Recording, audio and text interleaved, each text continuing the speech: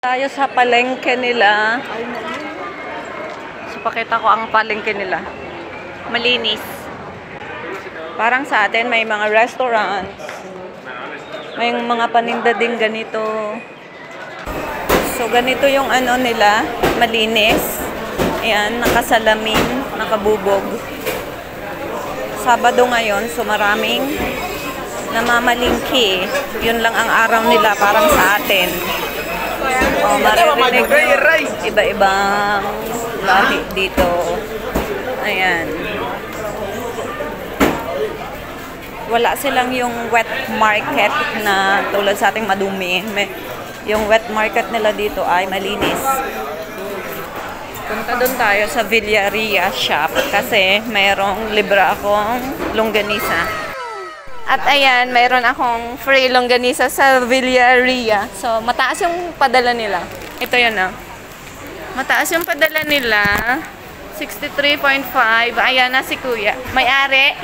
No, hindi ako may-ari. Kasosyo. Ayun pala yung may-ari. Salamat po.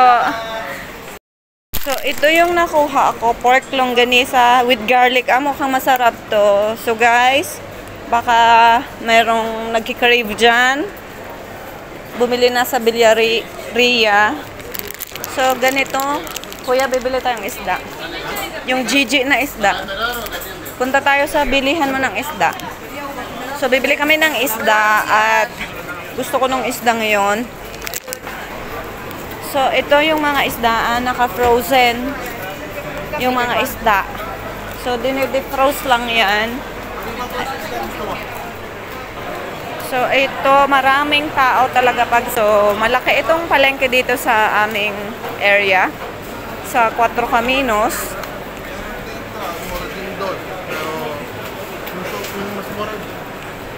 So, ito yung mga hamon, guys. Ayan, kung nakikita niya, luto na yan.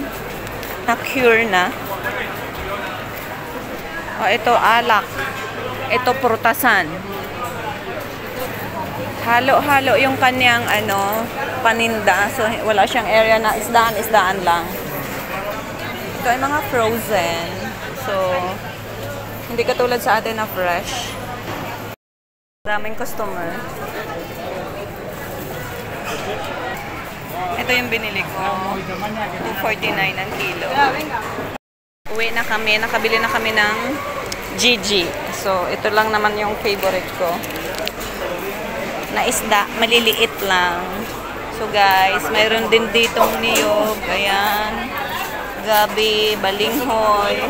Kapag bibili ka dito, may numero, kuha kang numero kasi sa sobrang daming customers ay hindi mo alam kung sinong susundan mo. So yung iba, wala. Binibenta nila dito yan. At yan, syempre Pilipino ang kumakain. So, uwi na kami guys. Ayan. Ang daming mamamalengke. Ang dami ding kumakain. Ayun o yung mga malalaking ano.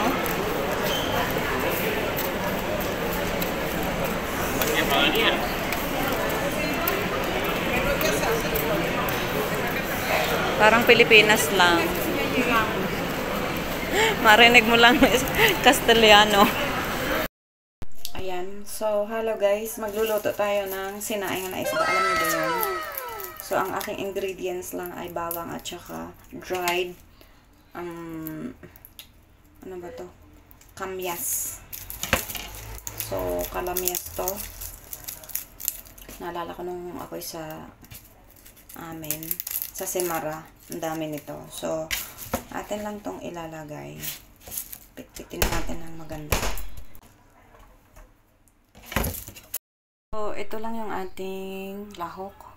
Sahog sa ating sinaing. So, ilalagay na natin yung ating sinaing dyan.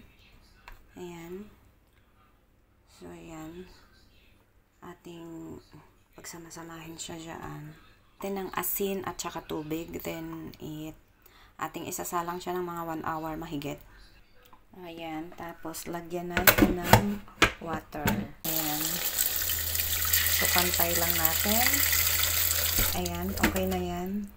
Then, ating paiigahin. Hindi naman, konting sabaw lang ang matitira dyan. Pagkulo, low fire na siya. Ito ay ating titimplahan ng asin at saka turmeric. So, ipiprito natin to. Sa mga taga Batangas dyan, Ninang Gina, ito na favorite niyo. Ating pa iigahin yung kanyang patis. Kunting-kunti lang ang ating iiwan. Ito yung isda, anak ng Gigi. Ito yung nanay ng aking isda.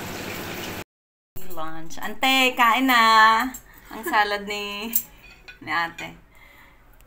Alam mo ba sa ante? Sabi niya, isend ang kanyang mga dapat panoodin. Ang tirang almusal para sa akin. Ayan, ito ay kapatid nitong isda rin ni Pastor. Isang kalderong rice. At isang platong over. Ako ang kakain nito guys kasi mukhang walang nasarapan sa niluto ko.